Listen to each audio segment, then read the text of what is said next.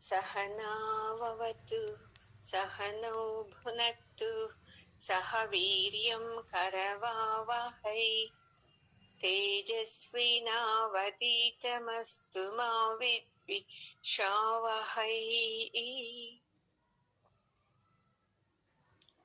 ಓಂ ಶಾಂತಿ ಶಾಂತಿ ಶಾಂತಿ.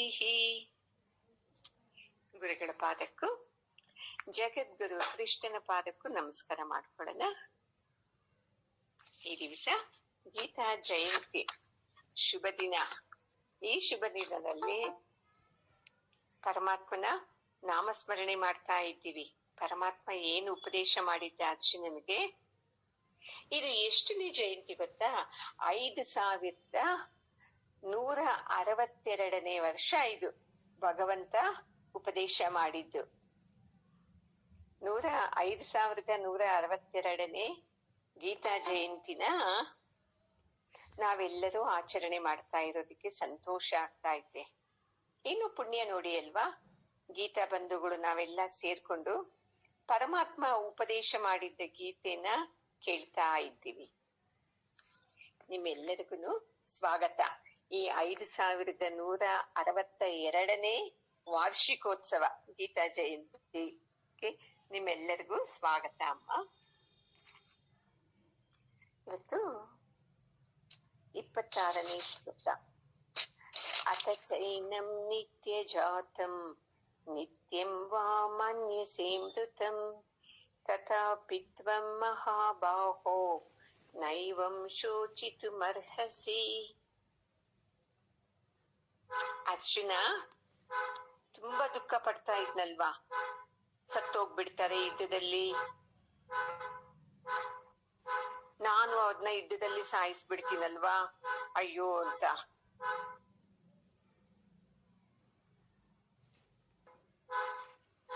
ಅದಕ್ಕೆ ಎಷ್ಟೆಲ್ಲಾ ಶ್ಲೋಕಗಳ ಮೂಲಕ ಇವನಿಗೆ ಜ್ಞಾನ ಕೊಡ್ತಾ ಇದ್ರೇನು ಹೋಗ್ತಾ ಇಲ್ವಲ್ಲ. ಅದಕ್ಕೆ ಈ ಶ್ಲೋಕದಲ್ಲಿ ಹೇಳ್ತಾ ಇದ್ದಾನೆ, ಅಲ್ಲ ಅರ್ಜುನ, ನೀನ್ ಹೇಳ್ತೀಯಲ್ವಾ, ಒಂದ್ ಪಕ್ಷ ನೀನು ಆತ್ಮ ಸತ್ತೋಗ್ತಿದೆ, ಆತ್ಮ ಹುಟ್ಟುತ್ತೆ ಅಂತ ನೀನೇನಾದ್ರೂ ತಿಳ್ಕೊಂಡ್ರೆ ಅವಾಗ್ಲಾತ ನೀನ್ ಹಿಂಗೂ ಅರ್ಥ ಮಾಡ್ಕೋಬೋದಲ್ವಾ. ಹೌದು, ನಮ್ಮ ತಾತ ನಮ್ಮ ಗುರುಗಳವರೆಲ್ಲ ಸತ್ತೋಗ್ತಾರೆ ಮತ್ತೆ ಹುಟ್ಟುತ್ತಾರೆ, ಹಿಂಗನ್ನ ಅನ್ಕೊಂಡಾಗ್ಲೂ ನಿನಗೆ ಸಮಾಧಾನ ಆಗ್ಬೇಕಾಗಿತ್ತಲ್ವಾ. ನೋಡಿ ಎಷ್ಟು ಚೆನ್ನಾಗಿ. ಅದಕ್ಕೆ ಜಗದ್ಗುರು ಅನ್ನೋದು. ಶಿಷ್ಯನ ಒಳಗಡೆ ಏನೇನು ಡೌಟ್ಸ್ ಇರ್ತಿತ್ತೋ ಅದಕ್ಕೆಲ್ಲ ಪರಮಾತ್ಮ ಉತ್ತರ ಕೊಡ್ತಾ ಇದ್ದಾನೆ. ಅದಕ್ಕೆ ಜಗದ್ಗುರು ಅಂತ ಹೇಳೋದು ಕೃಷ್ಣನ್ಗೆ. ಸತ್ತೋಗ್ಬಿಡ್ತಾರೆ, ಮತ್ತೆ ಆ ಹುಟ್ಟೋ ಮಕ್ಕಳಿಗೆ ಸರಿಯಾದ ಸಂಸ್ಕಾರ ಇರಲ್ಲ, ತಂದೆ ತೀರೋಗ್ಬಿಟ್ರೆ, ಈ ತರ ಏನೇನೋ ಹೇಳಿದ್ನಲ್ವಾ. ಅವರು ಸ್ತ್ರೀಗಳೆಲ್ಲ ಬೇರೆ ಸಂಗ ಮಾಡ್ತಾರೆ, ಮತ್ತೆ ಬೇರೆ ಮಕ್ಕಳು ಹುಟ್ಟುತ್ತಾರೆ, ಅವ್ರಿಗೆ ಸದ್ಗತಿ ಕೊಡಕ್ ಆಗಲ್ಲ ತಂದೆಗೆ, ಇವೆಲ್ಲ ಅಂತ. ಅದಕ್ಕೆ ಪರಮಾತ್ಮ ಇವಾಗ ಅದೇ ಮಾತನ್ನ ನೆನಪು ಮಾಡ್ತಾ ಇದ್ದಾನೆ ನೋಡಿ. ಈಗ ಹುಟ್ಟುತ್ತಾನೆ, ಸಾಯ್ತಾನೆ, ಆತ್ಮಕ್ಕೆ ಸಾವೈತೆ, ಹುಟ್ಟುತ್ತೆ, ಆತ್ಮನ್ನ ಸಾಯಿಸ್ಬಿಡ್ಬೋದು, ನಾನ್ ಯಾಕೆ ಪಾಪ ಕಟ್ಕೊಂಡ್ಲಿ, ಇವೆಲ್ಲ ಹೇಳ್ತೀಯಲ್ವಾ. ಆಯ್ತು ಬಿಡು, ಈಗ ಆತ್ಮ ಸತ್ತೋಗುತ್ತೆ ಅಂದ್ರೆ ಇನ್ನು ಹುಟ್ಟುತ್ತಿದೆ ಅಂತ ಯಾಕೆ ಅರ್ಥ ಮಾಡ್ಕೋಬಾರ್ದು? ಎಂತ ಒದೆ ಕೊಡ್ತಾ ಇದ್ದಾನೆ ನೋಡಿ ಪರಮಾತ್ಮ. ಹಿಂಗೆ ಯೋಚನೆ ಮಾಡಿದ್ರೇನು ನೀನು ದುಃಖ ಪಡಕ್ಕೆ ಅವಕಾಶ ಇಲ್ಲ ಅಲ್ವಾ ಅರ್ಜುನ. ಅದಕ್ಕೆ ನೀನು ಧೈರ್ಯವಾಗಿ ಯುದ್ಧ ಮಾಡು, ನೀನು ಏನೂ ಆಗಲ್ಲ. ಅವಾಗ ನಿನ್ಗೆ ದುಃಖನೂ ಕಮ್ಮಿ ಆಗುತ್ತಲ್ವಾ. ಹೌದಪ್ಪ, ಸತ್ತೋದ್ರೆ ಮತ್ತೆ ಹುಟ್ಟುತ್ತಾರೆ ಅಂತ ನೀನ್ ಹೇಳ್ತೀಯಲ್ವಾ, ಅವಾಗ ಯಾಕೆ ನೀನ್ ದುಃಖ ಪಡ್ತಾ ಇದೀಯಾ? ನೋಡಿ, ಪರಮಾತ್ಮಂದು ಉದ್ದೇಶ ಎಷ್ಟು ಸೂಕ್ಷ್ಮವಾಗಿ ಅರ್ಥ ಆಗ್ಬೇಕು ಅಂತ. ನಾವು ಮನಸ್ಸಲ್ಲಿ ಏನೇನು ಇಟ್ಕೊಂಡಿರ್ತೀವಲ್ವಾ ಅವನ್ನೆಲ್ಲ ತೆಗ್ದಾಕ್ಬಿಡ್ತಾರೆ ನೋಡಿ ಗುರುಗಳು. ಅವ್ರಿಗೆ ಎಲ್ಲಾ ಗೊತ್ತಾಗುತ್ತೆ. ಇವ್ರಿಗೆ ಏನ್ ಅರ್ಥ ಆಗುತ್ತೆ, ಏನ್ ಅರ್ಥ ಆಗ್ತಾ ಇಲ್ಲ ಅಂತಾನು ಗೊತ್ತಾಗುತ್ತೆ. ಅದಕ್ಕೆ ಇವಾಗ ಸರಿಪ್ಪ, ಈಗ ನಿಮ್ ತಾತ ಇದೆಯಲ್ವಾ, ನಿಮ್ಮ ಗುರುಗಳಿದ್ದಾರೆ, ಇವ್ರನ್ನೆಲ್ಲ ಆತ್ಮ ಅಂತಾನೆ ತಿಳ್ಕೊ, ಈ ದೇಹನೇ ಆತ್ಮ ಅಂತ ತಿಳ್ಕೊ. ಈಗ ಯುದ್ಧದಲ್ಲಿ ಈ ದೇಹ ಸತ್ತೋಗುತ್ತೆ ಅಂತಾನು ಹೇಳ್ತಾ ಇದೀಯ. ಒಂದು ವೇಳೆ ಸತ್ತೋಗ್ಬೋದು ಯುದ್ಧದಲ್ಲಿ, ಅದು ಕರ್ಮ ಅಂತ. ಈಗ ಸತ್ತ ಮೇಲೆ ಮತ್ತೆ ಅದು ಹುಟ್ಟುತ್ತಲ್ವಾ, ಅವಾಗ ಯಾಕೆ ಅಳ್ತಾ ಇದೀಯಾ? ಈಗ ನೋಡಿ, ನಾವು ಎಷ್ಟು ಚೆನ್ನಾಗಿ ಹೇಳ್ತೀವಿ, ಯಾರನ್ನ ಪ್ರೆಗ್ನೆಂಟ್ ಆಗಿದ್ದಾಗ ಆ ಮನೆಯಲ್ಲಿ ಯಾರನ್ನ ಹಿರಿಯದ್ ಸತ್ತೋಗ್ಬಿಟ್ರೆ ಏನಂತ ಹೇಳ್ತೀವಿ? ಓ, ನಮ್ಮ ಸೊಸೆ ಇಲ್ಲ ನನ್ನ ಮಗಳು ಇವ್ರ ಹೊಟ್ಟೆನಲ್ಲಿ ಈಗ ಸತ್ತೋಗಿದ್ದಾರಲ್ವ ಮನೆ ಯಜಮಾನ್ರು ಯಾರೋ, ಅವರೇ ಹುಟ್ಟುತ್ತಾರೆ ಅಂತ ಹೇಳ್ತೀವಲ್ವ ನಾವು. ಗ್ಯಾರಂಟಿ ಅವರೇನೇ ಹುಟ್ಟೋದು ಅಂತ ಹೇಳ್ತೀವಿ. ಮತ್ತೆ ಅಯ್ಯೋ ಹಿಂಗ್ ಸತ್ತೋಗ್ಬಿಟ್ರಲ್ಲ, ಹಿಂಗ ಆಗ್ಬಾರ್ದಾಗಿತ್ತಲ್ವಾ ಅಂತ ಮತ್ತೇನು ಅಳ್ತೀವಿ. ಅಂದ್ರೆ ನಮ್ಗೇನಿಲ್ಲ, ನಿಶ್ಚಯವಾದ ಜ್ಞಾನ ಇಲ್ಲ. ಅವರೇ ಹುಟ್ಟುತ್ತಾರೆ ಅಂತಂದ್ಮೇಲೆ ಯಾಕೆ ಹೇಳ್ಬೇಕು ಅಷ್ಟೊಂದು? ಅಯ್ಯೋ ಹಿಂಗಾಗ್ಬಾರ್ದಾಗಿತ್ತು, ಈ ತರ ಶಿಕ್ಷೆ ನನ್ಗಾಗ್ಬಾರ್ದಾಗಿತ್ತು, ನಾನು ಏನ್ ತಪ್ಪು ಮಾಡಿದ್ದೆ ಅಂತ ಅಳ್ತೀವ ಇಲ್ವಾ? ಮತ್ತೆ ನೀವೇನೇ ಹೇಳ್ತೀರಾ, ಇಲ್ಲ ಇಲ್ಲ ಪ್ರೆಗ್ನೆಂಟ್ ಅಲ್ವಾ ನನ್ ಸೊಸೆ ಇಲ್ವಾ ನನ್ ಮಗಳು, ಅವ್ರ ಹೊಟ್ಟೆನಲ್ಲಿ ಅವರೇನೇ ಹುಟ್ಟಿ ಬರೋದು ಅಂತಾನೂ ಹೇಳ್ತೀರಾ. ಹಂಗಿದ್ದಾಗ ನಾವು ಸಂತೋಷವಾಗಿರ್ಬೋದಾಗಿತ್ತಲ್ವಾ? ಈ ತರ ನಮ್ಗೇನಾಗಿದೆ, ನಿಶ್ಚಲವಾದ ಜ್ಞಾನ ಇಲ್ಲ. ಎಲ್ಲ ಗೊತ್ತು, ಸತ್ತೋದವರು ಹುಟ್ಟುತ್ತಾರೆ ಅನ್ನೋ ಸತ್ಯ ಗೊತ್ತು. ಅವೆಲ್ಲ ಏನಕ್ಕೆ ಸುಮ್ನೆ ವ್ಯವಹಾರಕ್ಕೆ ಬಳಸ್ತೀವಷ್ಟೇ. ಹೌದಪ್ಪ, ಆತ್ಮ ಸಾಯುತ್ತೆ ಹುಟ್ಟುತ್ತೆ ಅಂತ ಹೇಳ್ತಾ ಇದೆಯಲ್ವಾ ಅರ್ಜುನ? ಹಿಂಗನ್ನ ಲೆಕ್ಕ ಹಾಕು. ಅಲ್ಲಿಗೆ ನಿಮ್ಮ ಗುರುಗಳು, ನಿಮ್ಮ ತಾತ ಈ ಯುದ್ಧದಲ್ಲಿ ಸತ್ತೋದವರು ಹುಟ್ಟುತ್ತಾರೆ ಅಂತ ಅನ್ಕೊಂಡಾಗ ನಿನಗೆ ದುಃಖ ಆಗ್ಬಾರ್ದಾಗಿತ್ತಲ್ವಾ? ಯುದ್ಧ ಚೆನ್ನಾಗ್ ಮಾಡ್ಬೋದಾಗಿತ್ತಲ್ವಾ ನೀನು? ಯಾಕೆ ನೀನ್ ಈ ತರ ಯೋಚನೆ ಮಾಡ್ತಾ ಇದೀಯಾ? ಸುಮ್ನೆ ದುಃಖ ಪಡ್ತಾ ಇದೆಯಲ್ವಾ? ಅದಕ್ಕೆ ನೋಡಿ, ಈ ಜ್ಞಾನ ಅನ್ನೋದು ನಮ್ಮ ಚಿಕ್ಕ ಬುದ್ಧಿಯಲ್ಲಿರೋದನ್ನ ವಿಶಾಲವಾಗಿ ಯೋಚನೆ ಮಾಡೋ ತರ ಮಾಡುತ್ತೆ ನೋಡಿ. ಇಲ್ಲ, ಈ ಜ್ಞಾನ ಇಲ್ಲ ಅಂದ್ರೆ ನಾವ್ ಇಷ್ಟೇ ಅಂತಾನೆ ಇಟ್ಕೊಂಡ್ಬಿಡ್ತೀವಿ. ಅದಕ್ಕೆ ಜ್ಞಾನ ಮುಖ್ಯ ಅನ್ನೋದು. ನಾವು ಜ್ಞಾನ ಬಿಟ್ಟು ಆಚರಣೆಗಳನ್ನ ಮುಖ್ಯ ಅನ್ಕೊಂಡ್ಬಿಡ್ತೀವಿ. ಅಯ್ಯೋ, ಇಂಥ ದಿವ್ಸ ಮನೆಯಲ್ಲಿ ಯಾರಾದ್ರೂ ತೀರೋಗ್ಬಿಟ್ರೆ ಮನೆ ಖಾಲಿ ಮಾಡ್ಬಿಡ್ಬೇಕು, ಇಂಥದ್ ಮಾಡ್ಬೇಕು ದಾನ ಅವೆಲ್ಲ ಅಂತ. ಮನೆಯಲ್ಲಿ ಹುಟ್ಟು ಸಾವು ಯಾವುದು ನಮ್ಮ ಕೈಯಲ್ಲಿ ಇಲ್ಲ ಅಲ್ವಾ ಅಮ್ಮ? ಪರಮಾತ್ಮನ ಕೈನಲ್ಲಿ ಪ್ರತಿಯೊಂದು. ಅವನು ಏನೋ ಒಳ್ಳೇದೇ ಮಾಡೋದು, ಕೆಟ್ಟದ್ದಂತೂ ಮಾಡಲ್ಲ. ಹುಟ್ಟಿ ಯಾವ್ದೋ ಮಕ್ಳು ಹುಟ್ಟಿದ ತಕ್ಷಣ ಇದು ದೋಷ ಅಂತ ಹೋಗ್ತಿವಿ, ಏನೇನೋ ಮಾಡಿಸ್ತೀವಿ. ಯಾರೋ ಮನೇಲಿ ತೀರೋಗ್ಬಿಟ್ರೆ ಅಯ್ಯೋ ತೀರೋಗ್ಬಾರ್ದು, ಇದು ತುಂಬಾ ತಪ್ಪು ಅಂತ ಹೇಳ್ತೀವಿ. ನಮ್ಮ ಮನೆಯಲ್ಲಿ ನಮ್ಮ ತಂದೆ ತೀರೋದ್ರೆ ಅವ್ರು ನಮ್ಗೆ ಹಿಂಸೆ ಕೊಡ್ತಾರ? ಎಲ್ಲಾದ್ರೂ ಉಂಟಾ ಇದು ಪ್ರಪಂಚದಲ್ಲಿ? ಎಲ್ಲರನ್ನೂ ಕೇಳ್ತೀವಿ, ಏನ್ ಮಾಡ್ಬೇಕು ಪುರೋಹಿತರನ್ನ, ಅವ್ರನ್ನ ಇವ್ರನ್ನ. ಅವ್ರ 6 ತಿಂಗಳು ಮನೆ ಖಾಲಿ ಮಾಡಿ ಆಮೇಲೆ ಆ ಮನೆಗೆ ಹೋಗಿ ಸೇರ್ಕೊಳ್ಳಿ ಅಂತ ಹೇಳ್ತಾರೆ. ಸ್ವಲ್ಪನು ನಾವು ವಿಶಾಲವಾಗಿ ಯೋಚನೆ ಮಾಡೋದೇ ಇಲ್ಲ ನೋಡಿ. ಅಲ್ಲ, ನಮ್ಮ ತಂದೆ ತೀರೋದ್ರೆ ನಮ್ಗೆ ಹೆಂಗೆ ಹಿಂಸೆ ಕೊಡ್ತಾರೆ ಅಂತ ಬಂತು ಅಂದ್ರೆ ಯಾರ್ ನಮ್ಗೆ ಬುದ್ಧಿ ಹೇಳ್ತಾರೆ ನೋಡಿ? ಅವ್ರು ತೀರೋಗಿದ್ದಾರೆ, ಅವ್ರದೇ ದೋಷ, ಈ ಮನೆಗೆ ನಿಮ್ಗೆ ಕಷ್ಟ, ನಿಮ್ಗೆ ಕಾಯಿಲೆ ಅಂತ ಹೇಳೋರ್ಗೆ ಬೈದು ಕಳಿಸ್ಬೋದು ನೋಡಿ. ಅಂತ ವಿಶಾಲವಾದ ಬುದ್ಧಿನ ಕೊಡುತ್ತೆ ಈ ಭಗವದ್ಗೀತೆ. ನಾವು ಎಷ್ಟು ಭಗವದ್ಗೀತೆ ಕೇಳಿದ್ರೇನು ವ್ಯವಹಾರದಲ್ಲಿ ಏನ್ ಮಾಡ್ತೀವಿ?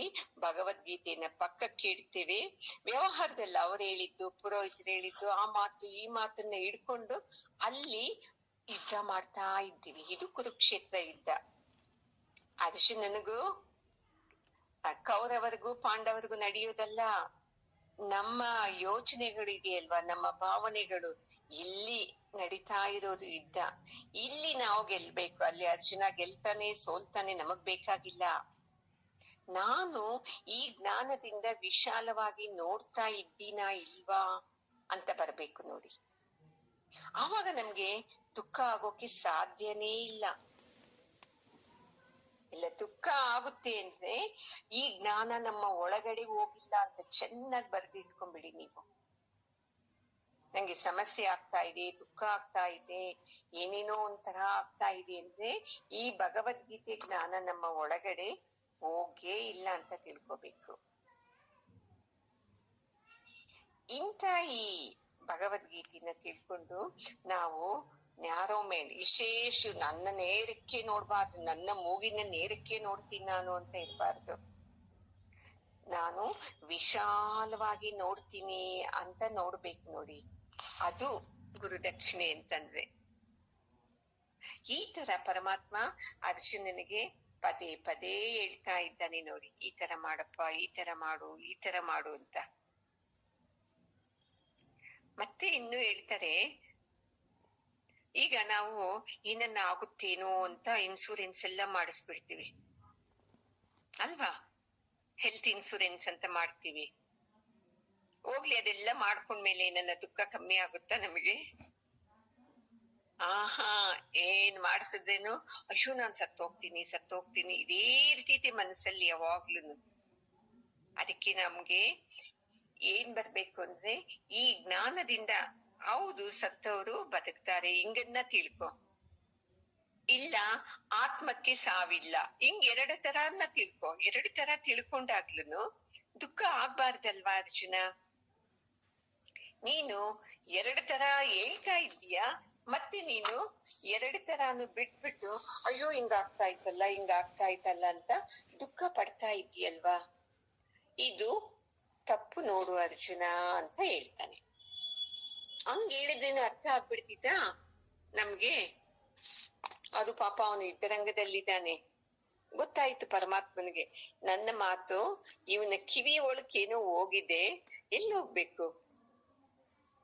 ಒಳಗಡೆ ಹೋಗಿ ಬುದ್ಧಿಗೆ ಟಚ್ ಮಾಡ್ಬೇಕು ನೋಡಿ, ಅವಾಗ ನಮ್ಗೆ ಯೋಚನೆ ಮಾಡಕ್ ಬರ್ತಿದ್ದೆ. ಅದಕ್ಕೆ ಮತ್ತೆ ಇನ್ನೊಂದು ಶ್ಲೋಕದಲ್ಲಿ ಹೇಳ್ತಾನೆ ಪರಮಾತ್ಮ, ಜಾತಸ್ಯ ಹಿ ಧ್ರುವೋ ಮೃತ್ಯುಹು ಧ್ರುವಂ ಜನ್ಮ ಮೃತಸ್ಯ ಚ ತಸ್ಮಾದ ಪರಿಹಾರ್ಯೇತೆ ನತ್ವಂ ಶೋಚಿತುಮರ್ಹಸಿ. ನೋಡಪ್ಪ ಅರ್ಜುನ, ಈಗ ನನ್ನ ಆತ್ಮ ಅದ್ರ ಬಿಟ್ಬಿಡ್ತೀನಿ, ನೀನ್ ಹೇಳಿದಲ್ಲ ಸತ್ತೋಗ್ಬಿಡ್ತಾರೆ ಅಂತ. ಸರಿ, ಇವಾಗ ನಿನ್ನ ರೂಟಲ್ಲೇ ಬಂದು ನಾನು ಆನ್ಸರ್ ಹೇಳ್ತೀನಿ. ಈಗ ಸತ್ತೋಗ್ತಾನೆ ಅಂತ ನೀನ್ ಹೇಳ್ತಾ ಇದೀಯ, ಹೆಂಗೆ ಸತ್ತೋಗ್ತಾನೋ ಅವನ್ ಮತ್ತೆ ಹುಟ್ಟತಾನಲ್ವಾ? ಇಲ್ಲ, ಹುಟ್ಟಿದವನಿಗೆ ಮರಣ ನಿಶ್ಚಯ. ಎಷ್ಟು ದಿವಸ ನಾವ್ ಅನ್ಕೋತೀವಿ 100 ವರ್ಷನ ಆಯ್ತು, 100 ವರ್ಷ, 120 ವರ್ಷ, 130 ವರ್ಷ, ಆಮೇಲಾದ್ರೂ ನಿಶ್ಚಯ ಅಲ್ವಾ ಮರಣ? ಮತ್ತೆ ಸತ್ತವನಿಗೆ ಮತ್ತೆ ಜನ್ಮ ನಿಶ್ಚಯ ಅಲ್ವಾ? ಆತರ ಅರ್ಥ ಮಾಡ್ಕೊಂಡಾದ್ರೇನು ಯಾಕೆ ನೀನ್ ಇಷ್ಟು ದುಃಖ ಪಡ್ತಾ ಇದೀಯಲ್ವಾ? ಪಡ್ಬೇಡ ಅರ್ಜುನ, ನೀನು ದುಃಖ ಪಡಕ್ಕೆ ಬಂದಿಲ್ಲ ಇಲ್ಲಿ ಧೈರ್ಯದಿಂದ, ನೀನು ಕ್ಷತ್ರಿಯ ಅಲ್ವಾ? ಕ್ಷತ್ರಿಯರು ಯಾವತ್ತೂ ದುಃಖ ಪಡೋದಿಲ್ಲ, ಧೈರ್ಯ ಜಾಸ್ತಿ ಇರ್ತಿದೆ. ಅಂತದ್ದು ನೀನು ದುಃಖ ಪಡ್ತಾ ಇದೀಯ, ಏನೇನೋ ಭ್ರಮೆ, ಏನೇನೋ ಮಾತಾಡ್ತಾ ಇದೀಯಲ್ವಾ? ಈ ತರ ನೀನು ಮಾತಾಡ್ಬೇಡ, ಧೈರ್ಯವಾಗಿ ನೀನು ಯುದ್ಧ ಮಾಡು ಅಂತ ಹೇಳ್ತಾ ಇದ್ದಾನೆ. ನಾವು ಮಾಡ್ತೀವ ಯುದ್ಧನ? ನೀವೇನ್ ನಮ್ಗೆ ಹೇಳ್ಬಿಡ್ತೀರಾ, ನಮ್ಮ ಕಷ್ಟ ನಮಗ್ ಗೊತ್ತು, ನಿಮಗೇನ್ ಗೊತ್ತಿದು? ಇದೇ ಇಲ್ವಾ ನಾವು ಮಾತಾಡೋದು? ನಮ್ಗೆ ವಾದ ಮಾಡೋವರೆಗೂ ಮಾಡ್ತೀವಿ, ಆಮೇಲೆ ವಾದ ಮಾಡಕ್ಕೆ ಗೊತ್ತಾಗ್ದಿದ್ದಾಗ ನಿಮ್ಗೇನ್ ಗೊತ್ತು ನಮ್ ಕಷ್ಟ ಅಂತ ಅಂದ್ಬಿಡ್ತೀವಲ್ವಾ? ಅದಕ್ಕೆ ಗುರುಜಿ ಎಷ್ಟು ಚೆನ್ನಾಗಿ ಹೇಳ್ತಾರೆ ಗೊತ್ತಾ, ಅಮೆರಿಕದವರು ಪ್ರಾಕ್ಟಿಕಲ್ ಮನುಷ್ಯರವರು ಅಲ್ವಾ? ಅವರು ದುಃಖ ಪಡೋದೇ ಇಲ್ಲ ಇಂಥದಕ್ಕೆಲ್ಲಾನು. ಆ ತರನ್ನ ಇರ್ಬೇಕು ನಾವು. ಇಲ್ಲ, ಈ ಆತ್ಮ ತತ್ವ, ಆತ್ಮಕ್ಕೆ ಸಾವಿಲ್ಲ ಅನ್ನೋ ಈ ತತ್ವ ತಿಳಿದ್ರೂ ದುಃಖ ಇಲ್ಲ. ಇನ್ನೂ ಕೆಳಕ್ಕೆ ಬಂದು, ಈಗ ಅರ್ಜುನನ ಮಟ್ಟಕ್ಕೆ ಬಂದು ಆತ್ಮ ಸಾಯುತ್ತೆ, ಆತ್ಮ ಹುಟ್ಟುತ್ತೆ ಅಂತ ಅನ್ಕೊಳ್ಳೋದಾದ್ರೆ ಇವಾಗ್ಲೂ ದುಃಖ ಪಡಬೇಡ. ನಿಮ್ಮ ತಾತ, ನಿಮ್ಮ ಗುರುಗಳು, ನಿಮ್ಮ ಬಂಧುಗಳೆಲ್ಲ ಸಾಯ್ತಾರೆ ರಣರಂಗದಲ್ಲಿ ಅಂದ್ರೆ ಮತ್ತೆ ಹುಟ್ಟುತ್ತಾರೆ ಅಂತ ಹಂಗ ತಿಳ್ಕೊ ಅಂತ. ನಮ್ದು ಏನ್ ಗೊತ್ತಾ, ಈಗ ಯಾವ ರೂಪದಲ್ಲಿದ್ದಾರೆ ನನ್ನ ಗಂಡ, ನನ್ನ ಹೆಂಡತಿ, ನನ್ನ ಮಕ್ಕಳು, ಇವ್ರು ತೀರೋಗ್ಬಾರ್ದು. ಇದೇ ಅಲ್ವಾ ನಮ್ಮೆಲ್ಲರಲ್ಲೂ ಇರೋದು. ಮತ್ತೆ ಇವ್ರು ತೀರೋದ್ರೆ ಇದೇ ರೂಪದಲ್ಲಿ ಹುಟ್ಟಲ್ವಲ್ಲ, ಅದು ನಮ್ದು ಚಿಂತೆ. ನಮ್ಮ ಜೊತೆಯಲ್ಲೇ ಇರ್ಬೇಕು ಯಾವಾಗ್ಲೂ ಅಂತ ನಮ್ದು ಆಸೆ. ಸತ್ತೋದ್ರೇನು ಏನು ಇದೇ ರೂಪದಲ್ಲಿ ಹುಟ್ಬಿಡ್ತಾರಾ? ಸುಮ್ನೆ ಹೇಳ್ತೀವಿ, ನನ್ ಸೊಸೆ ಹೊಟ್ಟೆಲಿ ಕರೆಕ್ಟ್ ಆಗಿ ನಮ್ ಯಜಮಾನ್ರೇ ಹುಟ್ಟೋದು, ಸತ್ತೋಗಿದಾರಲ್ವಾ ಅವರೇ ಹುಟ್ಟೋದು ಅಂತೀವಿ. ಮತ್ತೆ ದಿವ್ಸ ಅಳ್ತಾನೆ ಇರ್ತೀವಿ, ಸತ್ತೋಗ್ಬಿಟ್ರ ಅಂತ. ನೀನೇ ಹೇಳ್ತಾ ಇದ್ದೀಯಲ್ವಾ ಅವರೇ ಹುಟ್ಟುತ್ತಾರೆ ಅಂತ. ಆನಂದವಾಗಿರ್ಬೇಕಲ್ವಾ? ಮತ್ತೆ ಇನ್ನೊಂದ್ ಚುಚ್ಚು ಮಾತು, ಇದು ಹೊಟ್ಟೆಯಲ್ಲಿ ಬಿತ್ತು ನಮ್ ಯಜಮಾನ್ರು ತೀರ್ಕೊಂಡ್ಬಿಟ್ರು ಅಂತ. ನೋಡಿ ಎಲ್ಲೆಲ್ಲಿ ಹೋಗ್ತೈತಿ ನಮ್ದು ಕೋಪ, ನಮ್ದು ದ್ವೇಷ, ನಮ್ಮ ಅಹಂಕಾರ, ಅಜ್ಞಾನ. ಯಾರೋ ಸಾವಿಗೆ ಯಾರೋ ಕಾರಣ ಆಗ್ತಾರ? ಎಲ್ಲ ಪರಮಾತ್ಮನ ನಿಶ್ಚಯ ಮಾಡಿದಂಗೆ ನಾವ್ ಬಂದಿರೋದು ಇಲ್ಲಿಗೆ. ಎಷ್ಟು ಜನ ಹೇಳಿದ್ದಾರೆ ಗೊತ್ತಾ, ಪ್ರೆಗ್ನೆಂಟ್ ಆಗಿದ್ದೆ ಯಾರೋ ತೀರೋದ್ರೇನು, ಇದು ಹೊಟ್ಟೆಯಲ್ಲಿ ಬಿತ್ತು ಹಿಂಗೆ ತೀರೋಗ್ಬಿಟ್ರು ಅಂತ. ಯಾಕೆ ಅವ್ರಿಗೆ ಸಾವು ನಿಶ್ಚಯ ಇಲ್ವಾ? ಅವ್ರಿಗೆ ಹೊಟ್ಟೆಯಲ್ಲಿ ಪ್ರೆಗ್ನೆಂಟ್ ಆಗಿದ ತಕ್ಷಣ ಸಾವು ಬರ್ಬೇಕು ಅಂತ ರೂಲ್ ಇದೆಯಾ? ಇಲ್ಲ ಅಂದ್ರೆ ಇನ್ನು ಮಾತಾಡೋದು ಏನಂತ ಗೊತ್ತಾ, ಇದು ಯಾವಾಗ ಗರ್ಭಿಣಿ ಆಯ್ತು ನಮ್ ಸೊಸೆ, ನಮ್ ಮನೆಯಲ್ಲಿ ಎಲ್ಲಾ ಕಷ್ಟಗಳು ಬಂತು ನೋಡಿ ಅಂತ. ನೋಡಿ ನಾವೇನೇ ಶುರು ಮಾಡ್ಬಿಡ್ತೀವಿ ಹಿಂಗೆ. ಅದಕ್ಕೆ ಈ ಭಗವದ್ಗೀತೆ ಜ್ಞಾನ ಇಲ್ದಿದ್ರೆ ಇದೇ ಮಾತಾಡ್ತೀವಿ. ಆ ಜ್ಞಾನ ಬಂತು ಅಂದಾಗ ನಾವು ಆ ಮಾತುಗಳನ್ನೆಲ್ಲ ಬಿಟ್ಬಿಡ್ತೀವಿ. ಅದಕ್ಕೆ ಇಲ್ಲಿ ಹೇಳ್ತಾ ಇರೋದು ಪರಮಾತ್ಮ, ಬೇರೆ ಕಾರಣನೇ ಇಲ್ಲ ನೋಡು ಅರ್ಜುನ, ಇದು ಜನನ ಮರಣ ಚಕ್ರ ಇದು ಅಂದಾಗ ಅವಾಗ ಅರ್ಜುನ ಹೇಳ್ತಾನೆ, ನನಗ್ ಗೊತ್ತು ಕೃಷ್ಣ, ನಾನೇನು ಸತ್ತೋರ್ಗೋಗಿ ಅಳ್ತಾ ಇಲ್ಲ, ಇವಾಗ ಇದ್ದಾರಲ್ಲ ಇವ್ರಿಗೋಸ್ಕರ ನಾನು ಅಳ್ತಾ ಇದ್ದೀನಿ ಅಂತ ಹೇಳ್ತಾನೆ. ನೋಡಿ ಬುದ್ಧಿವಂತರು ಹೆಂಗೆ ಅಂದ್ರೆ ತಮ್ಮ ತಪ್ಪನ್ನ ಒಪ್ಕೊಳ್ಳೋದೇ ಇಲ್ಲ. ಏನನ್ನ ಮಾಡಿ ಅದಕ್ಕೆ ಆನ್ಸರ್ ಒಂದು ರೆಡಿ ಮಾಡಿ ಇಟ್ಕೊಂಡ್ಬಿಡ್ತಾರೆ. ಅಲ್ಲ ಹಿಂಗಲ್ವಾ ನೀನ್ ಹೇಳಿದ್ದು ಅಂದ್ರೆ, ನಾ ಅದಕ್ಕೆ ಹಿಂಗಂದಿದ್ದು ಅಂತ. ಅಲ್ಲ ಹಿಂಗ್ ಹೇಳಿದ್ದೆ ಅಲ್ಲ ಅಂದ್ರೆ, ಅದಕ್ಕೆ ಈ ತರ ಅಂದಿದ್ದು ಅಂತ ಹೇಳ್ತಾರೆ ಹೊರತು, ಅಯ್ಯೋ ಹೌದಲ್ವಾ ನಾನು ಆ ಕ್ಷಣದಲ್ಲಿ ಹಿಂಗ್ ಹೇಳ್ಬಿಟ್ಟೆ ತಪ್ಪಲ್ವಾ ಅದು ಅಂತ ಒಂದು ಮಾತು ಹೇಳ್ಬಿಟ್ರಿ ಸಾಕು, ಸಂಬಂಧಗಳು ಚೆನ್ನಾಗಿರ್ತಿತೆ. ನಾವೇನ್ ಮಾಡ್ತೀವಿ, ಕಾಲ್ಗೆ ಹಾಕಿದ್ರೆ ಕೈಗೆ, ಕೈಗೆ ಹಾಕಿದ್ರೆ ಕಾಲ್ಗೆ, ಹಿಂಗೆ ಹೇಳ್ತೀವಿ. ಅದೇ ತರ ಅರ್ಜುನನು ಇವಾಗ ಹೇಳ್ತಾ ಇರೋದು, ನಾನೇನು ಸತ್ತೋದವ್ರಿಗೆ ಅಳ್ತಾ ಇಲ್ಲ, ಬದುಕಿದ್ದವ್ರಿಗೆ ಅಳ್ತಾ ಇರೋದು ನಾನು ಅಂತ ಹೇಳ್ತಾನೆ. ಕೃಷ್ಣನಿಗೆ ನಗು ಬರ್ತಾ ಇದೆ, ಎಂತ ಅಜ್ಞಾನಿ ಇವನು, ಇಷ್ಟು ಹೇಳ್ತಾ ಇದ್ದೇನು ತನ್ನ ತಪ್ಪನ್ನ ಒಪ್ಕೊಡದೆ ಹಿಂಗೆ ವಾದಿಸ್ತಾ ಇದ್ದಾನಲ್ವಾ ಅಂತ. ಅದಕ್ಕೆ ಯಾವಾಗ್ಲೂ ಅಷ್ಟೇ ನಮ್ಮ ಬುದ್ಧಿಯಿಂದನೇ ಎಲ್ಲದನ್ನು ನಾವು ನಿಶ್ಚಯ ಮಾಡಬಾರದು.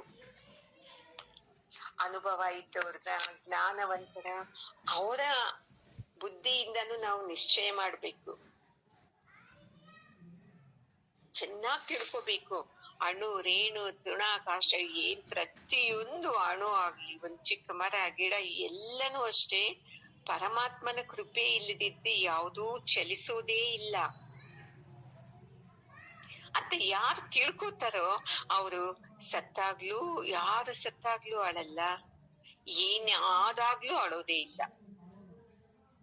ನಿಮ್ಗೆ ದುಃಖ ಬಂದೈತೆ ಅಂದ್ರೆ ಈ ಜ್ಞಾನನ ನೀವು ಸ್ವೀಕಾರ ಮಾಡಕ್ಕೆ ಲಾಯಕ್ಕಿದ್ದೀರಾ ಅಂತ ಅರ್ಥ ನೋಡಿ. ನೀವು ಇಲ್ಲಪ್ಪ ನಾವ್ಯಾಕೆ ಇದು ಜ್ಞಾನ ಏನಿದ್ದು ಸುಮ್ನೆ ಸತ್ಸಂಗದಲ್ಲಿ ಕೇಳೋಕೆ, ಇದನ್ನ ನಾವು ಅಳವಡಿಸ್ಕೊಳ್ಳೋದಿಕ್ಕೆ ಅಲ್ಲ ಅಂತ ಅನ್ಕೊಂಡ್ಬಿಟ್ಟಿದೀವಿ.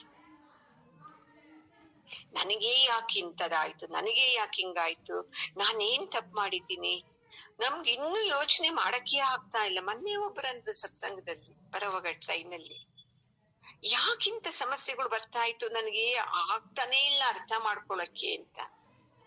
ಯಾಕೆ ಬರ್ತಿದ್ದೆ, ನಾನು ಅವಾಗ ಯಾವಾಗ್ಲೋ ಮಾಡಿದ್ದೆ, ಇವಾಗಲ್ಲ, ಅದು ಇವಾಗ ನನಗ್ ಬಂದಿದೆ ಅಂದ್ರೆ ನಾನು ಅದನ್ನ ಒಪ್ಕೊಳಕ್ ರೆಡಿ ಇಲ್ಲ ಅಂತ ಹೇಳ್ತಾರೆ. ನೀನು ಒಪ್ಕೊಳಕ್ ರೆಡಿ ಇಲ್ವೋ, ಸತ್ಯ ಅಂತೂ ಇದೆ ನೋಡಿ, ಬೇರೆಯವ್ರ ಪುಣ್ಯ ಕರ್ಮ ನಿನಗ್ ಬರೋದೇ ಇಲ್ಲ, ನಿಂದ ಕರ್ಮ ನಿಂದು ಪುಣ್ಯನೇ ನಿನಗೆ ಸಿಕ್ಕೋದು. ನಿನ್ನ ಕರ್ಮದಿಂದ, ಪುಣ್ಯ ಕರ್ಮದಿಂದ ದುಃಖ ಸಿಕ್ಕುತ್ತೆ, ಸುಖ ಸಿಕ್ಕುತ್ತೆ. ನಿನ್ನ ಕೆಟ್ಟ ಕರ್ಮದಿಂದ ನಿನಗೆ ದುಃಖ ಸಿಕ್ಕುತ್ತೆ. ಇದು ತಿಳ್ಕೊಂಡ್ಬಿಟ್ರಿ ನೋಡಿ, ನಮ್ಗೆ ಜೀವನ ಎಲ್ಲ ಆನಂದ ಆನಂದನೇ ಆಗುತ್ತೆ. ಅದಕ್ಕೆ ಹೇಳ್ತಾರೆ ನೋಡಿ, ಸತ್ಯ ಧರ್ಮ ಪರಮಾತ್ಮನ ಮುಖ. ಹಂಗಾದ್ರೆ ಅಸತ್ಯ ಅಧರ್ಮ ಪರಮಾತ್ಮ ಅಲ್ವಾ ಅಂತ ಅನ್ಕೋಬಾರ್ದು. ಈ ಅಸತ್ಯ ಅಧರ್ಮ ಅದು ಪರಮಾತ್ಮನ ಬೆನ್ನಂತೆ ನೋಡಿ, ಎರಡೂ ಅವನೇನೆ. ನಾವೇನ್ ತಿಳ್ಕೊಂಡ್ಬಿಟ್ಟಿದ್ದೀವಿ, ಒಳ್ಳೇದಷ್ಟೇ ಪರಮಾತ್ಮ, ಕೆಟ್ಟದ್ದು ಪರಮಾತ್ಮ ಅಲ್ಲ ಅಂತ. ಏನೇನ್ ಇದೆಯೋ ಜಗತ್ತಲ್ಲಿ ಅದೆಲ್ಲಾ ಪರಮಾತ್ಮ ಅಂದ್ಮೇಲೆ ಕೆಟ್ಟದ್ದು ಮಾತ್ರ ಪರಮಾತ್ಮ ಅಲ್ಲ, ಒಳ್ಳೇದ್ ಮಾತ್ರ ಪರಮಾತ್ಮ ಅಂದ್ರೆ ಹೆಂಗೆ ಅಲ್ವಾ ಅಮ್ಮ? ಅದಕ್ಕೆ ಅರ್ಜುನ, ನೀನ್ ಹಿಂಗೆ ತಿಳ್ಕೊಂಬಿಡಪ್ಪ.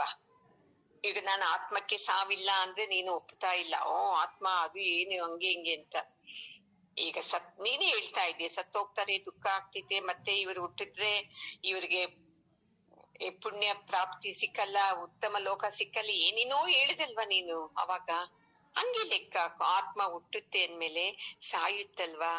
ಹಿಂಗನ್ನ ನಿನ್ನ ದುಃಖನ ಕಡಿಮೆ ಮಾಡ್ಕೋ ಅರ್ಜುನ ಅಂತ ಹೇಳ್ತಾ ಇದ್ದಾನೆ. ಹೇಳ್ಬಿಟ್ಟು ಮತ್ತೆ ಅರ್ಜುನನ್ ಮುಖ ನೋಡ್ತಾನೆ. ಅರ್ಜುನ ಯಾರು? ನಮ್ಮ ಪ್ರತಿನಿಧಿ ಅಲ್ವಾ. ನೀನ್ ಏನೇನೋ ಹೇಳ್ತಾ ಇದೀಯ, ಹೇಳು ಹೇಳು, ನಾನ್ ಕೇಳಿಸ್ಕೋತೀನಿ ಅಂತ ನೋಡ್ತಾ ಇದ್ದಾನೆ. ಹಂಗೆ ಇಲ್ವಾ ನಾವು? ಈ ಗುರುಗಳಿಗೆ ಏನಪ್ಪಾ, ಏನು ಹೇಳ್ಬಿಡ್ತಾರೆ, ಸಮಸ್ಯೆ ಅವ್ರಿಗೆ ಏನ್ ಗೊತ್ತಾಗುತ್ತೆ, ಅನುಭವಿಸೋರ್ಗೆ ಗೊತ್ತಾಗೋದು ಅಂತ ನಾವ್ ಅಂತೀವಲ್ವಾ, ಅದೇ ತರ. ಅದಕ್ಕೆ ಪರಮಾತ್ಮ ಏನೇ ಆಗ್ಲಿ ಇವನ್ಗೆ ಅರ್ಥ ಮಾಡಿಸ್ಬೇಕು, ಇವನ್ ಕೈನಲ್ಲಿ ಯುದ್ಧ ಮಾಡ್ಬೇಕು. ಇವನು ಅಯ್ಯೋ ನಾನ್ ಯುದ್ಧ ಮಾಡಲ್ಲ ಅಂತ ಓಡೋಗ್ತಾವನೆ, ಇವನಿಗೆ ಎಷ್ಟು ಕೆಟ್ಟ ಹೆಸರು ಬರ್ತಾ ಐತೆ ಅಂತ ಇವನ್ ಗೊತ್ತಾಗ್ತಾ ಇಲ್ಲ. ಅದನ್ನ ತಪ್ಪಿಸ್ಬೇಕು ಅಂತ ನೋಡಿ. ಪರಮಾತ್ಮನಿಗೆ ಯಾರು ಇಷ್ಟ ಆಗ್ತಾರೋ ಅವ್ರನ್ನ ಎಲ್ಲಾ ತರದಿಂದಲೂ ಮೇಲೆ ಎತ್ತಾರೆ ನೋಡಿ. ಪರಮಾತ್ಮ ಕಾಪಾಡ್ತಾನೆ. ಅದನ್ನ ನಾವು ಮರ್ತೋಗ್ಬಿಟ್ಟಿದೀವಿ. ನಾನೇನೋ ಪೂಜೆ ಮಾಡ್ದೆ, ಏನ್ ಸುಖ ಇಲ್ಲ, ಏನೇನೋ ಮಾಡ್ದೆ, ಏಕಾದಶಿ ಮಾಡ್ದೆ, ಏನೂ ಸುಖ ಇಲ್ಲ ಅಂತ ಬಂದ್ಬಿಡ್ತಿದ್ದೆ.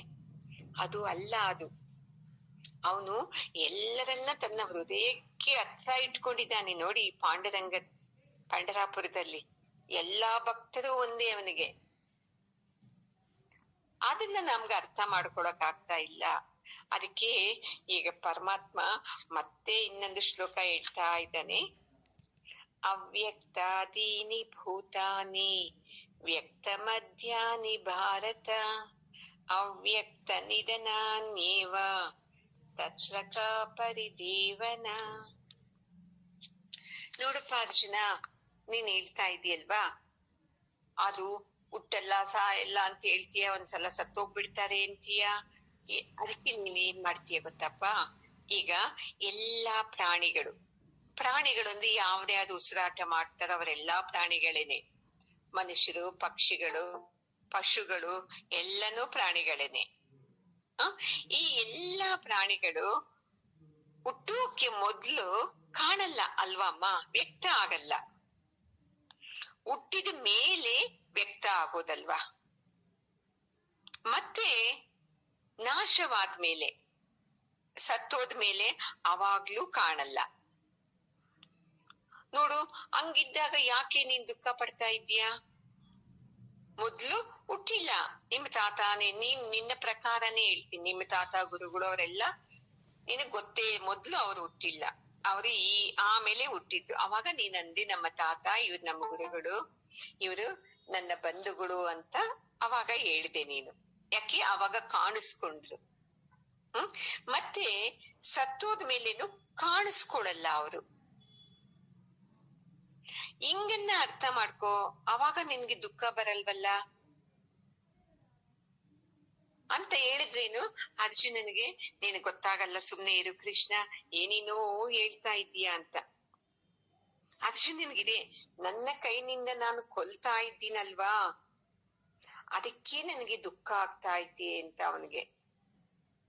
ನನ್ನ ಎಷ್ಟು ಹೇಳ್ತಾ ಇದ್ದಾನೆ ಪರಮಾತ್ಮ. ಇದೆಲ್ಲ ಮೊದಲೇ ಪೂರ್ವ ನಿಶ್ಚಯ, ಹುಟ್ಟು ಸಾವು ಯಾರ ಕೈನಲ್ಲೂ ಇಲ್ಲ. ಇದು ನನ್ನ ಕೈನಲ್ಲಿ ಸತ್ತೋಗಿದ್ದಾರೆ, ಈಗ ನಿಮಿತ್ತ ಮಾತ್ರ ಅಷ್ಟೇ. ಅಂದ್ರೇನು, ನಾನ್ ಯುದ್ಧ ಮಾಡ್ತಾ ಇದ್ದೀನಲ್ವಾ, ನಾನು ಸಾಯಿಸ್ತಾ ಇದ್ದೀನಲ್ವಾ ಅಂತ ಅದೇ ಹೇಳ್ತಾ ಇದ್ದಾನೆ ಅವನು. ಈಗ ನೋಡಪ್ಪ ಅರ್ಜುನ, ಈಗ ನಿಮ್ ಮನೇಲಿ ಯಾರಿಗೋ ಹಾರ್ಟ್ ಅಟ್ಯಾಕ್ ಆಗ್ತಿದೆ, ಬೇಗ ಹಾಸ್ಪಿಟ್ಲಿಗೆ ಕರ್ಕೊಂಡು ಹೋಗ್ತೀವಿ ನಾವು. ಅಲ್ಲಿ ಕರ್ಕೊಂಡು ಹೋಗ್ಬಿಟ್ಟು ಹಾಸ್ಪಿಟ್ಲಿಗೆ ಸೇರಿಸ್ತೀವಿ.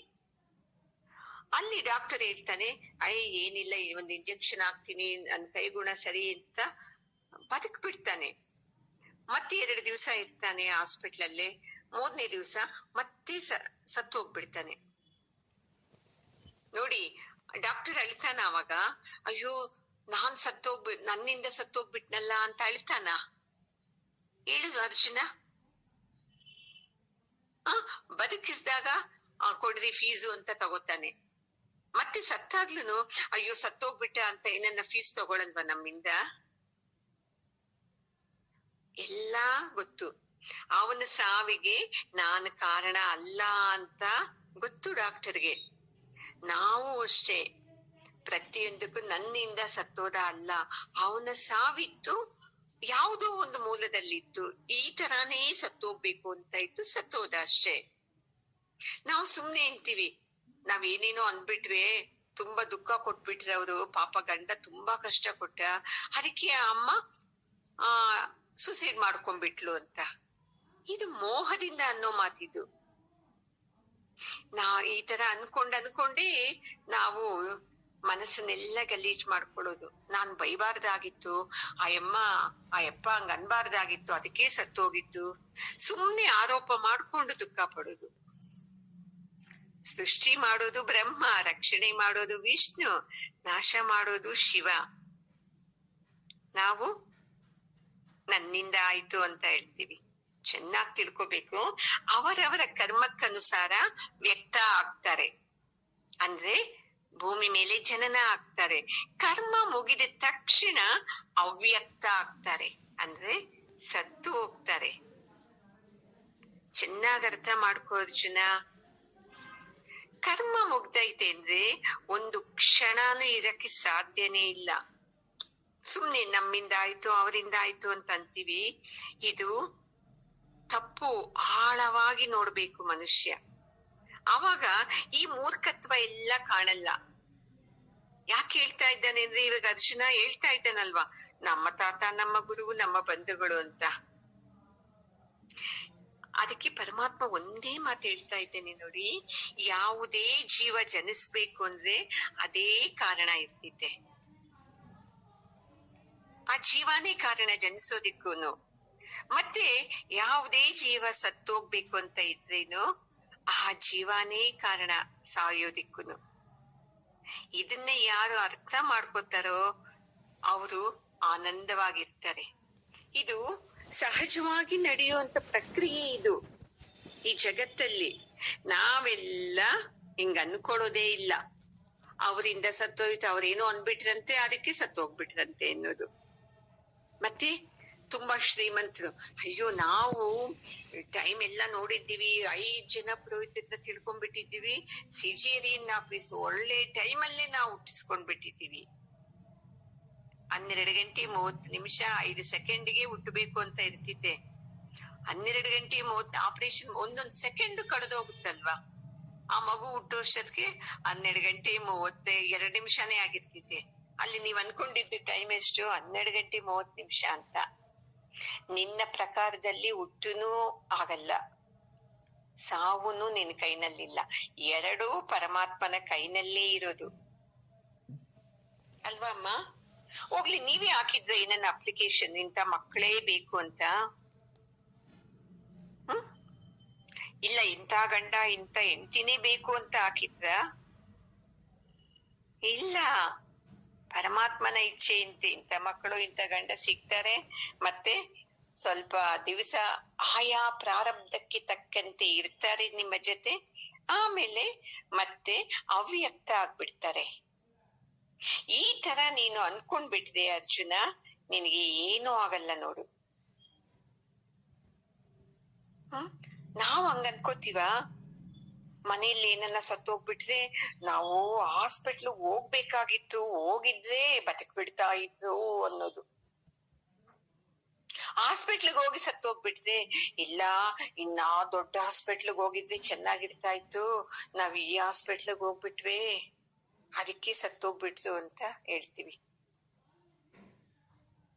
ಇಲ್ಲ ಅಂದ್ರೆ ಅಯ್ಯೋ ಆ ಸ್ವಾಮಿಗಳ ರಕ್ತ ಆಶೀರ್ವಾದ ಮಾಡಿ ತೀರ್ಥನ ಚೆಲ್ ಬಿಟ್ಟಿದ್ರೆ ಬದುಕ್ ಬಿಡ್ತಾ ಇದ್ರೇನೋ ಅಂತ.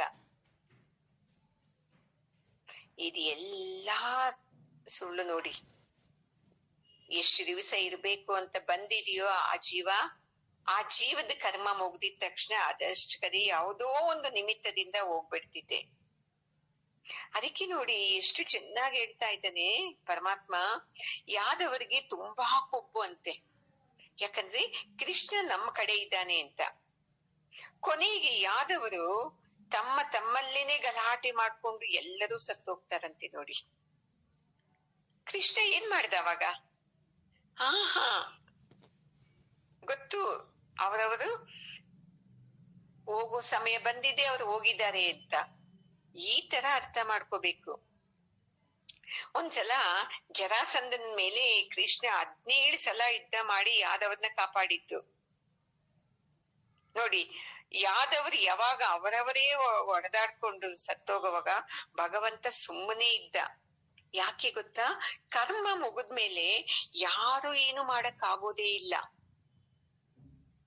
ಆ ಕರ್ಮ ಇದ್ದಾಗ, ಪ್ರಾರಬ್ಧ ಇದ್ದಾಗ 17 ಸಲ ಕಾಪಾಡಿದ್ದಾನೆ ಯುದ್ಧ ಮಾಡಿ ಯಾದವರನ್ನ, ತನ್ನವರು ಅಂತ. ಜರಾಸಂಧನ ಮೇಲೆ ಯುದ್ಧ ಮಾಡಿ ಆ ಪ್ರಾರಬ್ಧ ತೀರಿ ಆ ಯಾದವರೇ ಹೊಡೆದಾಡ್ಕೊಂಡು ಜಗಳ ಆಡ್ಕೊಂಡು ಸಾಯೋವಾಗ ಪರಮಾತ್ಮ ಸುಮ್ನೆ ಇದ್ದ ನೋಡಿ.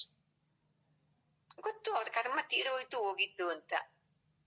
ಹೋಗ್ಲಿ, ತಂಗಿ ಸುಭದ್ರೆ ಮಗ ಯುದ್ಧದಲ್ಲಿ ಸತ್ತ, ಯಾಕೆ ಪರಮಾತ್ಮ ಕಾಪಾಡಕ್ ಆಯ್ತಾ? ಚೆನ್ನಾಗ್ ತಿಳ್ಕೊಳ್ಳಿ, ಕರ್ಮದ ಮುಂದೆ ಸ್ವತಃ ಭಗವಂತನು ಏನು ಮಾಡಕ್ಕಾಗಲ್ಲ. ಅದಕ್ಕೆ ಈ ತುಂಬಾ ಹೇಳಿದ್ದೀನಿ ಈ ಮಾತು ನಿಮ್ಗೆ. ಹರ ಮುನಿದರೆ ಗುರು ಪೊರೆಯುವನು, ಗುರು ಮುನಿದರೆ ಯಾರು ಪೊರೆಯುವರು? ಗುರುವಿಗೆ ಮಾತ್ರ ಈ ವಿದ್ಯೆ ಗೊತ್ತು ನೋಡಿ. ಹೌದು, ಇವ್ರ ಪ್ರಾರಬ್ಧ ಮುಗೀತು, ಇವ್ರಿಗೆ ಆಯ್ತು ಹೋಯ್ತು ಅಂತ. ಈ ಗುರು ಒಬ್ಬನೇ ಈ ರಹಸ್ಯ ತಿಳ್ಕೊಂಡು ಎಲ್ಲರನ್ನ ಮೇಲಕ್ಕೆ ಎತ್ತಾ ಇದ್ದಾನೆ ನೋಡಿ. ಈ ಭವರೋಗದಲ್ಲಿ ಮುಳುಗಿದ್ದವನ್ನೆಲ್ಲ ಈ ತರ ಜ್ಞಾನದಿಂದ ಮೇಲಕ್ಕೆ ಎತ್ತಿ ಈ ಜನನ ಮರಣದ ರಹಸ್ಯನ ಹೇಳ್ತಾ ಇರೋದು ಈ ಗುರು ಮಾತ್ರ. ಅದಕ್ಕೆ ನಿಮ್ಮ ಜೀವನದಲ್ಲಿ ಏನೇ ಘಟನೆಗಳಾಗಿ ದುಃಖ ಪಡಬೇಡಿ. ಯಾಕೆ? ನನ್ನ ಕರ್ಮದಲ್ಲಿ ನಾನೇ ಇಷ್ಟು ದುಃಖನ ತಗೊಂಡ್ ಬಂದಿದ್ದೀನಿ. ಇದು ಗಂಡ ಕೊಟ್ಟಿದ್ದಲ್ಲ, ತಾಯಿ ಎಲ್ಲ. ಒಬ್ರು ಹೇಳೋದು ಕೌನ್ಸಿಲಿಂಗ್ ಅಲ್ಲಿ, ನಮ್ಮ ತಾಯಿ ಮಾತು ಕೇಳಿ ಮದುವೆ ಆಗ್ಬಿಟ್ಟೆ ಚಿಕ್ಕ ವಯಸ್ಸಿಗೆ, ಅದಕ್ಕೆ ಇವಾಗ ಇಂಥ ಗಂಡನ ಹತ್ರ ನಾನು ಹೇಗ್ತಾ ಇದ್ದೀನಿ ಅಂತ. ಅಲ್ವೇ ಅಲ್ಲ ಅಮ್ಮ, ನಿಮ್ಮ ಕರ್ಮದಲ್ಲಿ ಇಷ್ಟು ದುಃಖ ಅಂತ ಇದೆ, ತಗೊಂಡ್ ಬಂದಿದ್ದೀರಾ. ಅವನು ಏನ್ ಮಾಡ್ತಾ ಇದ್ದಾನೆ ಈಗ? ನಿಂದೆ ಆಗ್ತಾ ಇದ್ದಾನೆ ಅವರಿಂದ ಇವರಿಂದ ಅಂತ. ಯಾರು ಗುರುವತ್ತಿಗೆ ಬಂದಿರ್ತಾನೆ ನೋಡಿ, ಧೀರ ಅವನ್ ಅನ್ನೋದು ಗುರುಜಿಯವರು. ಬಲಾಢ್ಯ ಅಂತಾರೆ, ಧೀರ ಅಂತಾರೆ. ಅವನು ಮಾತ್ರ ಈ ಜ್ಞಾನದಿಂದ ಏನ್ ಮಾಡ್ತಾನೆ ಗೊತ್ತಾ? ಈ ದುಃಖನೆಲ್ಲ ಸುಖಕ್ಕೆ ಕನ್ವರ್ಟ್ ಮಾಡ್ತಾನಂತೆ ನೋಡಿ. ಅದಕ್ಕೆ ಈ ಜ್ಞಾನ ತಿಳ್ಕೊಂಡು ಈ ಮೂಢನಂಬಿಕೆಗಳಿಂದ, ಕಂದಾಚಾರಗಳಿಂದ ನಾವು ಹೊರಗಡೆ ಬರ್ಬೇಕು.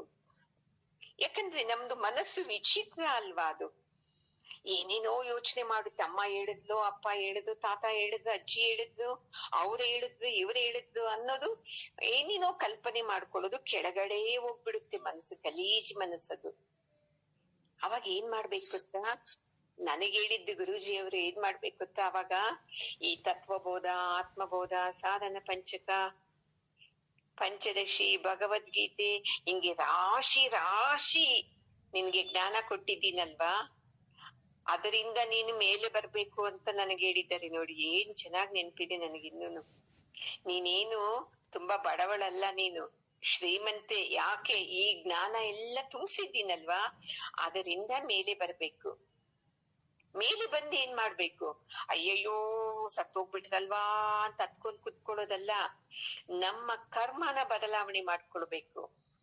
ಹೌದು, ಅವ್ರ ಪ್ರಾರಬ್ಧದಲ್ಲಿ ಇತ್ತು, ಅಷ್ಟಾಯ್ತು, ಹೋದ್ರು, ನಾನ್ ಹತ್ತು ಕುತ್ಕೊಂಡು ಏನ್ ಮಾಡಿದೇನು ಮತ್ತೆ ಬರಲ್ಲ, ನನ್ನ ಆರೋಗ್ಯ ಹಾಳಾಗ್ಬಾರ್ದು, ನಾನೇನ್ ಮಾಡ್ಬೇಕು, ಮತ್ತೆ ಮತ್ತೆ ಇಂಥ ಕರ್ಮಗಳನ್ನ ಮಾಡಬಾರ್ದು.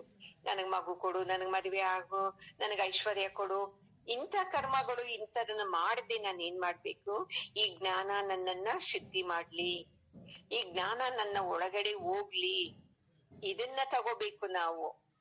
ನಾವು ಈ ಜ್ಞಾನನ್ನ ತಗೊಳಲ್ಲ. ಅಂತ ಮನೆ ಕೊಡು ಇನ್ನೊಂದ್ ಜನ್ಮದಲ್ಲಿ, ಇಂಥ ಗಂಡ ಕೊಡು ಇನ್ನೊಂದ್ ಜನ್ಮದಲ್ಲಿ, ಅಂತ ಮಗು ಕೊಡು ಇನ್ನೊಂದ್ ಜನ್ಮದಲ್ಲಿ. ಇವಾಗ್ಲೇನೆ ಎಷ್ಟೊಂದ್ ಮಾಡ್ಕೊಂಡ್ ಬಂದಿದ್ದೀವಿ, ಮತ್ತೆ ಮುಂದಿನ ಜನ್ಮಕ್ಕೆ ಇದೇ ಸಂಸಾರನೇ ಬೇಡ್ತಾ ಇದ್ದೀವಿ. ಯಾರು ಧೀರ ಆದವನು, ಈ ಪರಮಾತ್ಮನ ಕಡೆ ಹೋಗೋವನು, ನಾನೇ ಆತ್ಮ ಸ್ವರೂಪ ಅಂತ ತಿಳ್ಕೊಳ್ಳೋನು, ಅವನೇನ್ ಮಾಡ್ತಾನೆ, ನಮ್ಮ ಕರ್ಮನ ಅವನೇ ಬದಲಾವಣೆ ಮಾಡ್ಕೊಂಡು, ಆಯ್ತಪ್ಪ ಸಂಸಾರಕ್ಕೆ ಬಂದು ಇಷ್ಟು ವರ್ಷಗಳಾಗೈತಿ ನೋಡಿ, ನಿಮ್ಮ ವಯಸ್ಸಿಗೆ ತಕ್ಕಂಗೆ ನೋಡಿ, ಈ ಜನ್ಮದಲ್ಲಿ ಎಷ್ಟೆಲ್ಲಾ ಮಾಡ್ತಾ ಇದ್ದೀರಾ, ಆನಂದವಾಗಿರ್ಬೇಕು, ಚೆನ್ನಾಗಿರ್ಬೇಕು ಅಂತ ಮಾಡಿದ್ದು ಒಂದಲ್ಲ, ಪುರೋಹಿತರು ಹೇಳಿದ್ದೆಲ್ಲಾ ಮಾಡ್ತೀವಿ, ಯಾವ ಜ್ಯೋತಿಷ್ಯದವ್ನು ಹೇಳಿದ್ದೆಲ್ಲಾ ಮಾಡ್ತೀವಿ, ನಾನು ಹಂಗೇ ಇದ್ದೀನಿ, ಈ ಕರ್ಮಗಳಿಂದ ನನ್ನ ಪ್ರಾರಬ್ಧ ಹೋಗಲ್ಲ, ಈ ಜ್ಞಾನದಿಂದ ಮಾತ್ರ ನನ್ನ ಪ್ರಾರಬ್ಧನ ನಾನು ಸರಿ ಮಾಡ್ಕೋಬೇಕು ಅಂತ ಬಂತು ಅಂದ್ರೆ ನೀವೆಲ್ಲರೂ ಧೀರರೇ. ನೋಡಿ ಗೀತಾ ಜಯಂತಿ ದಿವಸ ಪರಮಾತ್ಮ ಎಂತ ವರ ಕೊಡ್ತಾ ಇದ್ದಾನೆ ನಮ್ಗೆ.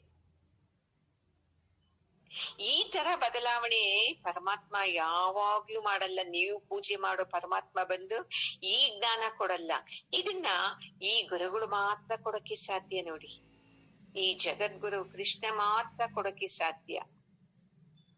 ಅದಕ್ಕೆ ಗುರುವಿಗೆ ಸೇವೆ ಮಾಡ್ತಾ, ಪರಮಾತ್ಮನ ಸ್ಮರಣೆ ಮಾಡ್ತಾ, ಈ ಪರಮಾತ್ಮನ ಚಿಂತನೆ ಮಾಡ್ತಾ, ನಾನು ದುಃಖನ ಅನುಭವಿಸಕ್ಕೆ ಬಂದಿಲ್ಲ ಅಂತ ಬದಲಾಗ್ಬೇಕು. ನೀವು